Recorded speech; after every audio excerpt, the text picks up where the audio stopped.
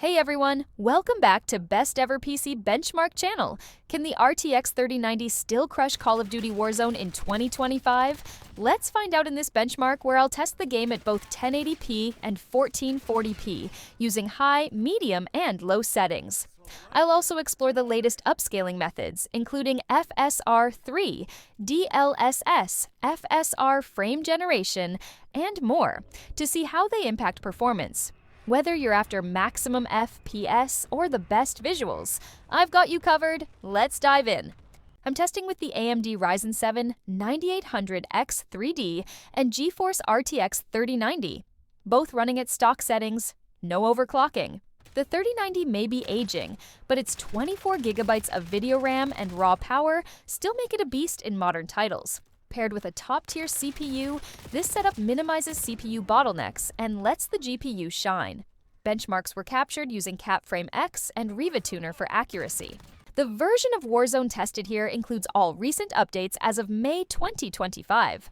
I used the Resurgence mode for all benchmarks, focusing on a consistent, repeatable combat loop with medium player density for realism. Each resolution was tested across low, medium, and high presets. Then, I applied upscalers like AMD FSR3, FSR1, FSR frame generation, Fidelity FX CAS, NVIDIA DLSS, DLAA, NIS, and Intel XeSS. The benchmarking tools used were CapFrame X and Riva Tuner, giving frame-by-frame breakdowns with averages, 1% lows, and frame time plots. VSync and frame caps were disabled to let the hardware stretch its legs. This test focuses purely on performance and visual quality. At 1080p, Warzone shifts into overdrive, putting more emphasis on CPU performance during fast-paced combat.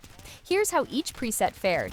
High settings. The RTX 3090 averaged around 130 to 150 FPS, with 1% lows at about 120 FPS during large-scale firefights. Visual elements like ambient occlusion and volumetric fog are fully enabled, delivering immersive lighting and realistic shadows. However, when multiple killstreak effects and particle-heavy explosions occur simultaneously, you may notice short dips in frame rate. Overall, high settings provide the full visual package, ideal if you prefer maximum fidelity and have a high refresh monitor to exploit. Medium settings. This preset strikes the best balance between performance and image quality. By reducing texture filtering and dialing back shadow resolution, average frame rates climb to 160 to 180 FPS, with 1% lows above 120 FPS even in crowded firefights. Medium settings maintain sharp textures at medium quality, and simplified dynamic shadows minimize frame pacing issues. In tests of fast rotations and building clears, frame pacing was impressively steady, resulting in smoother perceived gameplay. This makes medium settings a great choice for competitive players who still want good visuals without sacrificing responsiveness. Low settings. Tailored for the most competitive players, low settings unleash the full power of the GPU and CPU. With shadows, post-processing, and ambient occlusion turned off, the game soared to peaks beyond 320 frames per second, and 1% lows rarely dipped below 190 frames per second. This bare-bones visual mode delivers ultra-responsive input, minimal latency, and near-instantaneous frame delivery, perfect for pro-level matches and extremely high refresh rate monitors. You trade some depth and realism for pure speed, but when milliseconds count in Warzone, low settings give you a clear edge. Across all three presets at 1080p, the Ryzen 7 9800X 3D kept CPU bottlenecks to a minimum, ensuring that the GPU remained the limiting factor. During close quarters engagements and rapid scope transitions, the system consistently delivered smooth frame pacing. Now, let's see how these presets compare when we bump up the pixels to 1440p. At 1440p, the GPU takes center stage, handling the increased pixel count and graphical fidelity demands. Here's how each preset performed. High settings. With all visuals cranked up, the RTX 3090 averaged around 80 to 90 FPS, with 1% lows dipping to 70 to 80 FPS in chaotic combat situations like multiple UAV explosions or airstrikes. The detailed shadows, full-screen ambient occlusion, and high-resolution textures look stunning, but you'll notice frame dips when particle effects overlap heavily. Medium settings. Dropping to medium settings at 1440p strikes a balance between eye candy and performance, boosting average frame rates to 110 to 125 FPS, with 1% lows improving to 90 to 100 FPS. Texture quality remains sharp, and shadows are simplified but still offer a realistic feel. During building clears and rapid rotations, frame pacing stayed remarkably consistent, making medium settings a great choice for those wanting better visuals than 1080p without sacrificing smoothness. Low settings. At low presets, the GPU moves easily, pushing averages close to 220 to 240 FPS, and 1% lows around 140 to 160 FPS. With shadows, post-processing, and ambient occlusion turned down or off, the game feels incredibly responsive, perfect for high refresh monitors. Although visual depth is reduced, the clarity in movement and enemy outlines becomes more pronounced, which can be a competitive advantage. The shift to 1440p reveals the RTX 3090's capability to handle heavier loads. During fast-paced close-quarters combat and long-range engagements, the GPU maintained smooth frame delivery and the CPU kept up without bottlenecks. Notice how smoke and debris effects render differently between presets, impacting both visibility and performance. Now, let's move into the upscaling and frame tech showdown to see how these numbers can be pushed even higher. Now, let's dive into the upscaling and frame generation technologies. But this time, I'm testing them all at ultra settings for both 1080p and 1440p. AMD FSR3 upscaling. Starting with AMD FSR3 at ultra settings, the performance uplift wasn't as dramatic as on lower presets, but it still showed significant improvement over native 1080p and 1440p. At 1080p, FSR3 helped maintain an average of 140 FPS, with 1% lows holding steady around 110 FPS.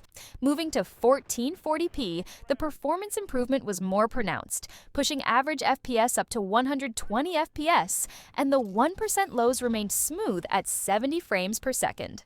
While there was a slight softness in the image quality, the performance boost made up for it, particularly in fast-paced combat scenarios. AMD FSR1 upscaling. With FSR1 on ultra settings, the performance was good but not as impactful as FSR3. At 1080p, FSR1 offered an average of 160 FPS and 1% lows, dipping slightly to 120 frames per second during intense action. At 1440p, FSR1 improved performance to around 110 FPS on average, but the 1% lows struggled a little, dropping closer to 80 FPS. Visually, FSR1 still showed some noticeable artifacting, especially during rapid camera movements or explosions. But it's a solid option for getting extra frames when needed. Fidelity FX CAS, image sharpening. Fidelity FX CAS, on the other hand, didn't affect performance in a major way, but it did sharpen the image, particularly at lower resolutions.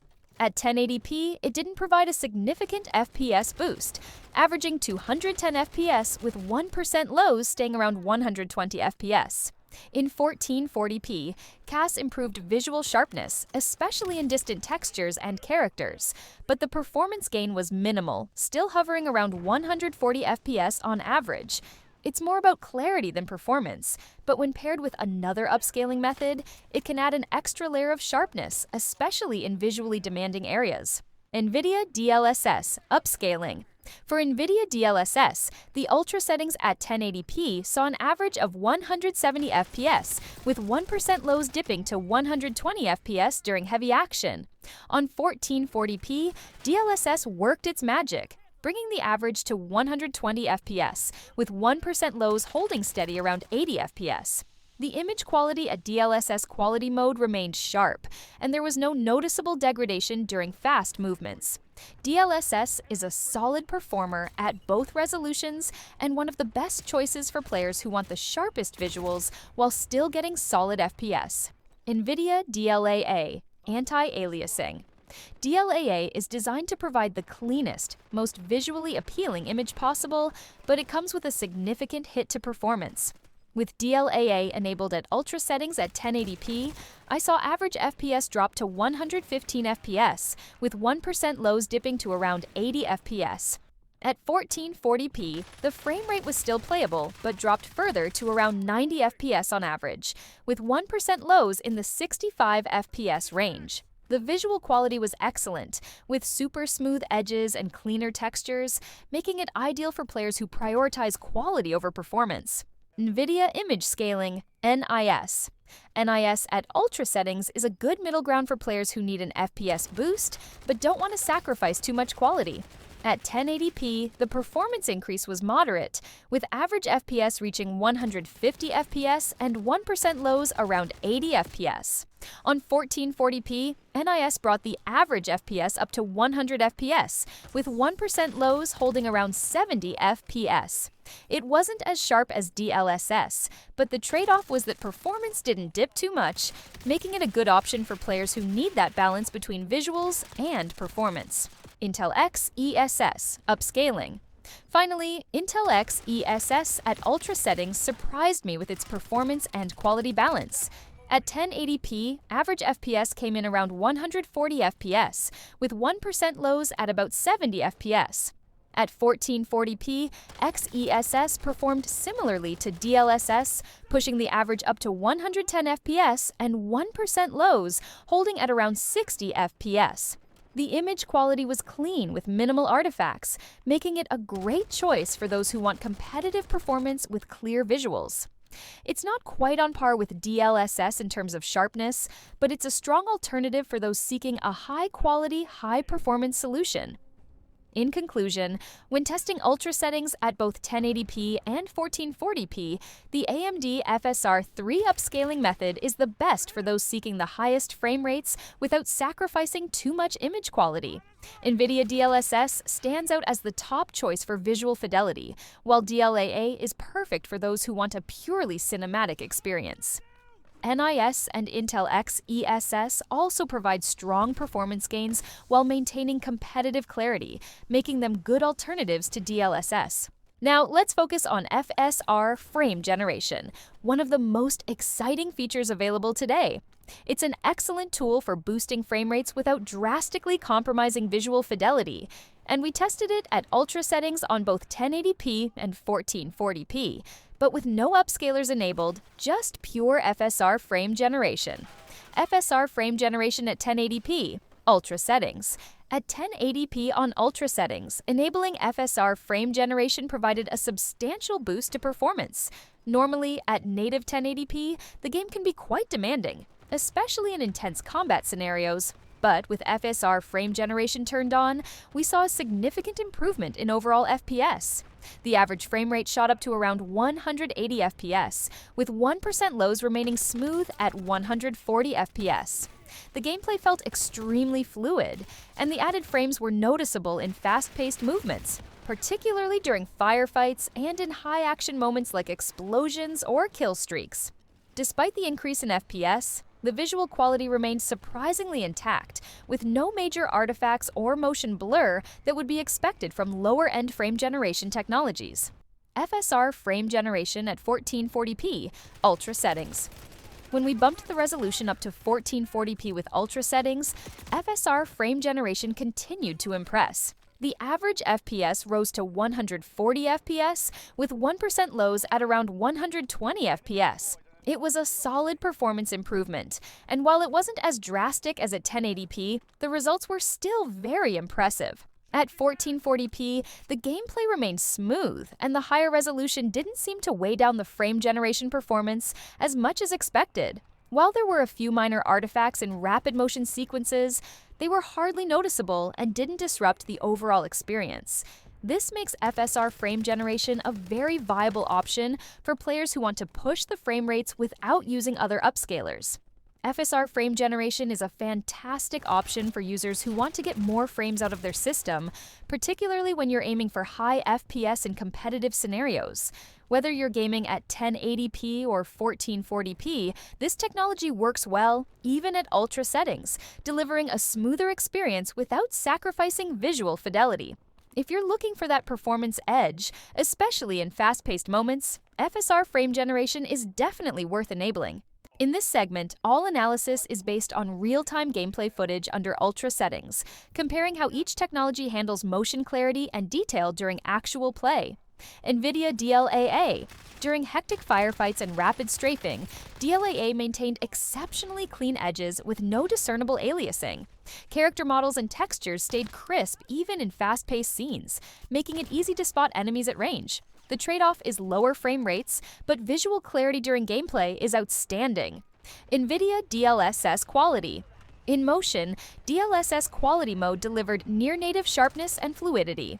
Real-time footage showed minimal softness, with 1% lows remaining stable. During killstreak explosions and smoke cover, DLSS held up without significant artifacting, preserving clarity in critical moments. AMD FSR3. Upscaling gameplay at 1080p and 1440p using FSR3 showed a clear performance boost. During fast rotations and grenade throws, minor ghosting artifacts appeared, but they didn't hinder visibility. Frame pacing stayed consistent, making it a solid choice for smooth in-game performance. AMD FSR1. Upscaling. In live gameplay, FSR1 increased frame rates but introduced more noticeable blur in explosive scenes and rapid movement. Enemy outlines occasionally blurred together, but for those focusing purely on FPS gains, it remains a viable option. Fidelity FX CAS. When used during gameplay, CAS sharpened distant object details like signposts and rooftops. It had little effect on FPS, but improved clarity of small in-game text and UI without introducing distractions. NVIDIA Image Scaling, NIS. In real-time battle sequences, NIS improved average FPS slightly and reduced jagged edges. However, fast camera panning revealed subtle softness, making it a middle ground choice if DLSS isn't available. Intel XESS. Gameplay tests with XESS showed strong edge clarity during movement and minimal ghosting compared to FSR3. In vehicle sequences and high-speed rotations, XESS maintained stable frame delivery with clear visuals, marking it as a standout AMD NVIDIA alternative. In every case, the ability to track moving targets was paramount. DLAA and DLSS quality led to the best target visibility in dynamic scenarios. XESS and FSR3 followed closely, providing a blend of smooth frame rates and acceptable clarity. FSR1 and NIS, while boosting FPS, showed their limitations in high-velocity gameplay. So, what should you use? At 1080p, competitive players should go with low plus FSR3 or FSR3 plus frame generation for the absolute highest FPS. At 1440p, medium settings with DLSS or FSR3 plus frame generation deliver excellent results. Visual enthusiasts should consider high plus DLAA at 1440p, accepting slightly lower FPS for pristine quality. XESS is a solid alternative if you're looking for balance and aren't tied to NVIDIA or AMD. In 2025, the RTX 3090 is still a beast. Paired with the Ryzen 7 9800X3D, it chews through Warzone with ease at both 1080p and 1440p.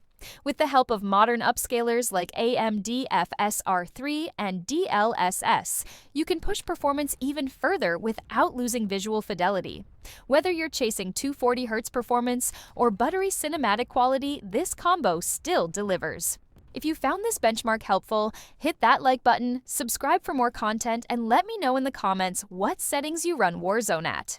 What upscaler feels best to you, and what game should I benchmark next? Thanks for watching. See you in the next one.